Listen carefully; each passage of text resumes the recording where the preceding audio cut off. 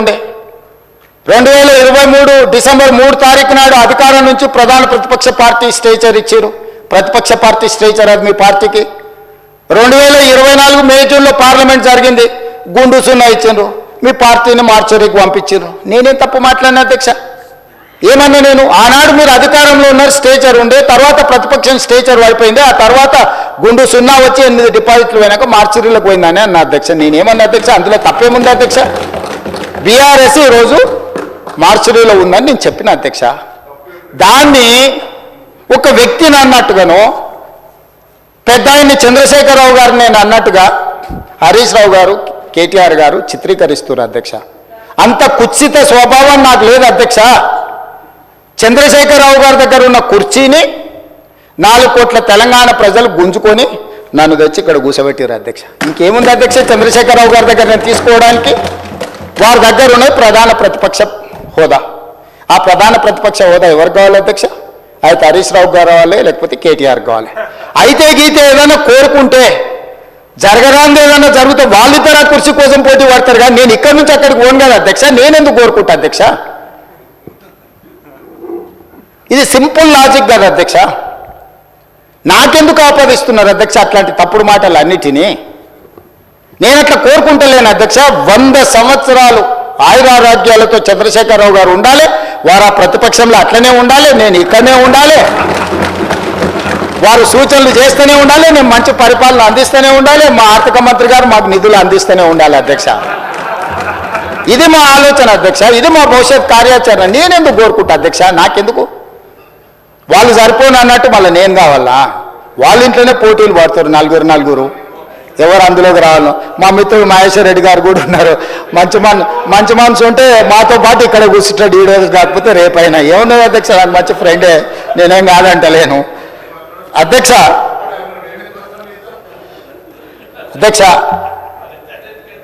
10 సంవత్సరాల వాళ్ళ పరిపాలనలో ఈ తెలంగాణ రైతాంగానికి జరిగిన సంక్షేమం కానీ, అభివృద్ధి కానీ, చేసిన రుణమాఫీ కానీ, లేకపోతే కొనుగోలు చేసిన వడ్లు కానీ, కందులు కానీ, పత్తి కానీ, మిర్చి కానీ, పసుపు కానీ, సోయాబీన్ కానీ, ఏ పంటల గురించి అయినా, పండించిన పంటల గురించి, లేకపోతే కొనుగోలు చేసిన పంటల గురించి, లేకపోతే విధానపరమైన నిర్ణయాలు అగ్రికల్చర్ పాలసీ గురించి కానీ, ఎనర్జీ పాలసీ గురించి కానీ, ఇంకేదైనా పాలసీ గురించి కానీ, రైతుల గురించి ఎప్పుడైనా మేము చర్చకు సిద్ధంగా ఉన్నాము. చంద్రశేఖరరావు గారిని తారీఖు చెప్పమని నేను మా సంబంధిత శాఖ మంత్రులను రిక్వెస్ట్ చేస్తా, తమరిని కూడా నేను రిక్వెస్ట్ చేస్తున్నా.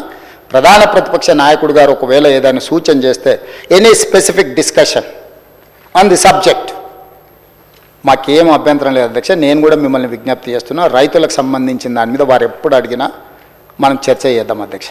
అదేవిధంగా అధ్యక్ష, మహిళలు ఆడబిడ్డలు ఆశీర్వదించి రేవంత్ అన్న అని పెద్దోళ్ళు మా బిడ్డ, మా పిల్లగాడు, మా ఇంట్లో పిల్లగాడని అనుకోవడం వల్లనే ఈరోజు నేను ఇక్కడికి వచ్చిన అధ్యక్ష. ఆడబిడ్డల ఆశీర్వాదం లేకుండా ఈరోజు నేను ఇక్కడ లేను, మా ప్రభుత్వం లేదు. కాంగ్రెస్ పార్టీ మీకు తెలుసు, ఈ దేశానికి ఉక్కు మహిళగా ప్రధానమంత్రి శ్రీమతి ఇందిరాగాంధీని కాంగ్రెస్ పార్టీ చేసింది. ఈ దేశానికి రాష్ట్రపతిగా ప్రతిభా పాటిల్ని కాంగ్రెస్ పార్టీ చేసింది. లోక్సభ స్పీకర్గా మీరా కుమారి బాబు జగ్జీవన్ రామ్ గారి కుమార్తె తెలంగాణ రాష్ట్రాన్ని స్పీకర్గా, తెలంగాణ రాష్ట్రాన్ని ఇచ్చిన మహిళ స్పీకర్గా కాంగ్రెస్ పార్టీ చేసింది. శ్రీమతి సోనియా గాంధీ గారు యూపీఏ చైర్పర్సన్గా తెలంగాణ రాష్ట్రాన్ని ఇచ్చిండ్రు. వారు సుదీర్ఘకాలం కాంగ్రెస్ పార్టీ అధ్యక్షురాలుగా పనిచేసిండ్రు. మహిళా నాయకత్వాన్ని ఆమోదిస్తూనే మహిళల యొక్క సాధికారికత కోసం మేము నిరంతరం ప్రయాణం చేస్తూనే ఉన్నాం అధ్యక్ష. మహిళల గురించి ఏ రోజు కూడా మేము వాళ్ళలాగా తక్కువ అంచనా వేయలేదు అధ్యక్ష. మొదటి 5 సంవత్సరాలు మంత్రివర్గంలో మంత్రి ఇవ్వలేదు. మహిళల పట్ల వాళ్ళకున్న గౌరవం ఆ ఒక్క ఉదాహరణ చాలా అధ్యక్ష. అందుకే కాంగ్రెస్ పార్టీ అధికారంలోకి వచ్చిన మరుక్షణం 7 తారీఖు నాడు మేము బాధ్యత తీసుకుంటే 9 తారీఖు నాడు ఇదే శాసనసభ ప్రాంగణంలో ఆలస్యం చేయొద్దన్న ఆలోచనతోటి మహాలక్ష్మి పథకం ద్వారా ఆర్టీసీలో రాష్ట్ర నలుమూలలు ఎక్కడికైనా వెళ్ళొచ్చు. పండుగ పూట అమ్మగారింటికి వెళ్ళాలన్నా, లేకపోతే ఇతర పండుగలకు అమ్మోరిని దర్శించుకోవాలన్నా, ఇంటి ఆయననో లేకపోతే కన్న కొడుకునో బస్ కిరాయిలు అడిగి బస్సు ఛార్జీలు ఇస్తేనే వెళ్ళినట్టు, లేకపోతే దుఃఖాన్ని కడుపులో దిగమింగుకొని ఇంటి పట్టునే ఉన్న ఆడబిడ్డలకు స్వేచ్ఛను కల్పించాలన్న ఆలోచనతో ఉద్యోగాలకు వెళ్ళే చదువుకోవడానికి వెళ్ళే ఆడపిల్లలకి ఎవరికి ఈ ఇబ్బంది జరగొద్దని మహాలక్ష్మి పథకం ద్వారా రాష్ట్రంలో మొత్తము నలుమూలల ఆర్టీసీలో ఉచిత బస్సు ప్రయాణాన్ని డిసెంబర్ 9, 2029 నాడు ఇదే ప్రాంగణంలో తమ అనుమతితో ప్రారంభించుకున్నాం అధ్యక్ష. ఆ పథకం దాదాపుగా 150 కోట్ల మంది ఈ 15 నెలల మహిళలు ఆర్టీసీలో ఉచితంగా ప్రయాణం చేయడం వల్ల మా ఆర్థిక శాఖ ఆర్టీసీ కార్పొరేషన్ పొన్నం ప్రభాకర్ గారు ఇక్కడ ఉన్నారు. 5,500 కోట్ల దాదాపుగా ఆర్టీసీకి ఈరోజు చెల్లించింది అధ్యక్ష. ఈ దేశంలోనే మహిళలకు రాష్ట్రంలో ఎక్కడి నుంచి ఎక్కడికైనా అమ్మగారింటికి వెళ్ళాలన్నా, అమ్మవారిని దర్శించుకోవాలన్నా, రాష్ట్రంలో ఎక్కడి నుంచి ఎక్కడికి వెళ్ళాలన్నా, ఎక్కడ చేయి చూపించినా ఆ బస్సు ఆపి బస్సులో ఆడబిడ్డను ఎక్కించుకొని వాళ్ళు దగ్గర దించి ఈరోజు మహాలక్ష్మి పథకాన్ని ఆడబిడ్డలకు అమలు చేసిన రాష్ట్రం తెలంగాణ రాష్ట్రం. మనం చేసినాం అధ్యక్ష. ఇది ఒక గొప్ప అనుభూతి అధ్యక్ష, ఆడబిడ్డలకు ఆర్టీసీలో ఉచితంగా బస్సు ప్రయాణాన్ని ఇవ్వడం అనేది. అదేవిధంగా అధ్యక్ష, మహాలక్ష్మి పథకం ద్వారా 500 రూపాయలకి సిలిండర్ ఇస్తున్నాం అధ్యక్ష. ఆనాడు దీపం పథకం ద్వారా కట్టెల పొయ్యితోని ఊది ఆ పొగ ఊపిరితిత్తులకు పోయి కళ్ళలకు పోయి క్యాన్సర్ వచ్చి ఆడబిడ్డలు చచ్చిపోతుంటే శ్రీమతి సోనియా గాంధీ గారు ఆలోచన చేసి కట్టెల పొయ్యి నుంచి విముక్తి కలిగించాలి ఆడబిడ్డలకని ఆలోచన చేసి దీపం పథకం ద్వారా గ్యాస్ పొయ్యి సిలిండర్ అన్నిటినీ వాళ్లకు 400 రూపాయలకు ఆ రోజు సిలిండర్ ఇస్తే ధరలు పెరిగి 1200 అయింది అధ్యక్ష. మళ్ళీ కట్టెల పొయ్యి పరిస్థితి ఆడబిడ్డలకు వస్తే వాళ్ళకు విముక్తి కలిగించాలని 500 రూపాయలకి సిలిండర్ ఇవ్వాలి అని 500 రూపాయలకి సిలిండర్ ఇస్తున్న రాష్ట్ర ప్రభుత్వం మనది. ఆ శాఖ నిర్వహిస్తున్న ఉత్తమ్ కుమార్ రెడ్డి, ఆర్థిక మంత్రి బట్టి విక్రమార్క గారని నేను చెప్పదలుచుకున్నా అధ్యక్ష.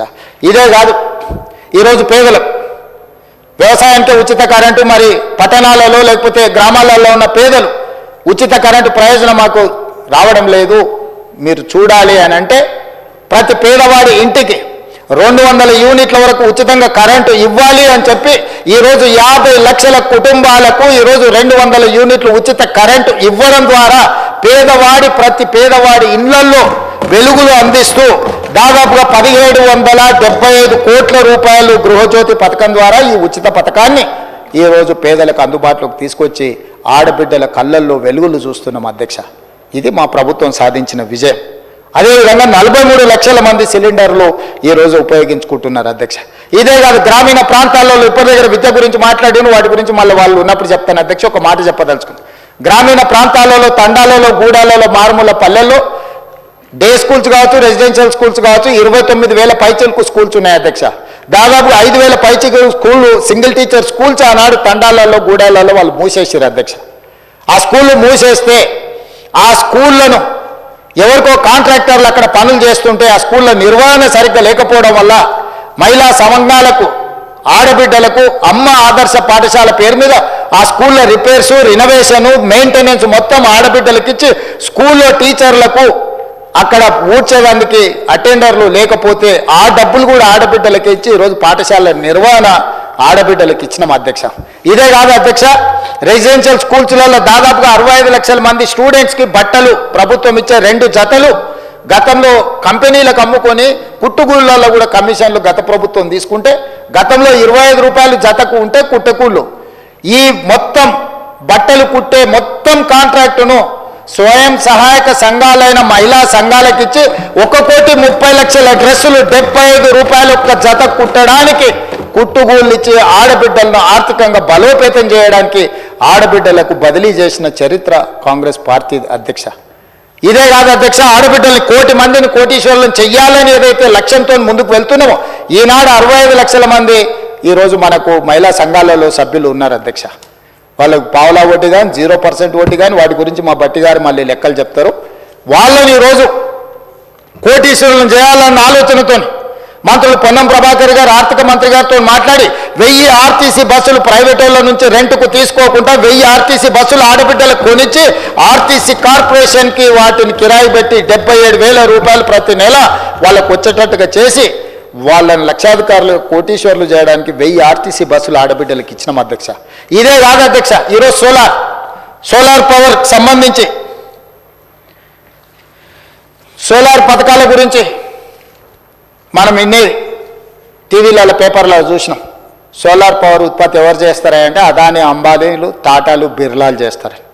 అదానీ, అంబానీలు, టాటా, బిర్లాలు సోలార్ పవర్ ప్రాజెక్టులు కడుతుంటే మా ఆడబిడ్డలు ఎందుకు కట్టలేరు, అదాని అంబానీలతో మా ఆడబిడ్డలు ఎందుకు పోటీ పడలేరు అని మేము ఆలోచన చేసి 1000 మెగావాట్ల సోలార్ విద్యుత్ ఉత్పత్తి చేసే ఒప్పందాలను విద్యుత్ శాఖ ఆడబిడ్డలతోని చేసి ఇవాళ 1000 మెగావాట్ల యజమానులను సోలార్ పవర్ ప్రాజెక్టులలో ఆడబిడ్డల్ని చేసి కోటీశ్వరులను చేసిన మాట వాస్తవం కాదా అధ్యక్ష?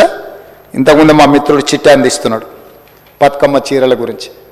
బతుకమ్మ చీరల గురించి నేను ఎక్కువ చెప్పదలుచుకోలేదు అధ్యక్ష, ఎక్కువ చెప్తే కూడా బాగుండదు, ఎందుకంటే ఆ చర్చ ఎక్కడికి వెళ్తుందో కూడా నాకు తెలీదు. ఏ ఆడబిడ్డ అయినా పండుగ పూట ఆ చీర కట్టుకుంటుంది అధ్యక్ష? వాళ్ళు ఇచ్చిన గంటకే తీసుకెళ్లి పొలాలలో పిట్టలను బెదరగొట్టడానికే కట్టిరు అధ్యక్ష. చాలా పొలాలలో నేను చూసిన. సూరత్లో తూకానికి తెచ్చిరు అధ్యక్ష. 6.5 మీటర్లు చీర ఉంటే 1/2 మీటర్ దండి కొట్టి 6 మీటర్లు చేసి అందులో కూడా కోతలో తూకంలో దండి కొట్టి కమిషన్లు మింగి బతుకమ్మ చీరల పేరు మీదుగా దోపిడీకి పాల్పడితే వస్తేనే బతుకమ్మ చీరల్ని రద్దు చేసి